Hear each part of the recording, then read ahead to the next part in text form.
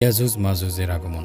কিয়ামতের ঠিক আগে এই পৃথিবীর সাক্ষী হবে এমন এক ভয়ঙ্কর ফিতনার, যার নাম শুনলেই মানুষের শরীরের লোম খাড়া হয়ে যায়। এটি হলো হাজার হাজার বছর ধরে বন্দী থাকা এক ভয়ঙ্কর জাতির গল্প। এটি হলো ইয়াজুজ ও মাজুজের কাহিনী। ইয়াজুজ ও মাজুজ হলো হজরত নূহ আলাইহিস সালামের বংশ থেকে আসা এক জাতি। তারা আমাদের মতোই মানুষ, কিন্তু তাদের স্বভাব, চরিত্র আর চেহারা সাধারণ মানুষের মতো নয়। হাদিসের বর্ণনা অনুযায়ী তারা হবে বেটে, তাদের মুখ হবে চ্যাপ্টা, নাক হবে ছোট এবং চোখগুলো হবে ছোট ছোট। তাদের সংখ্যা এতটাই হবে যে তা মানুষের কল্পনাকেও হার মানাবে। তারা যখন কোনো একটি নদীর পাশ দিয়ে যাবে, তখন তারা সেই নদীর সমস্ত পানি পান করে শেষ করে ফেলবে। এই জাতি এতটাই ভয়ঙ্কর হবে, 1 মিনিটে নদীর পানিকেও তারা শেষ করে দিতে পারে, নদীকে মরুভূমিতে পরিণত করে।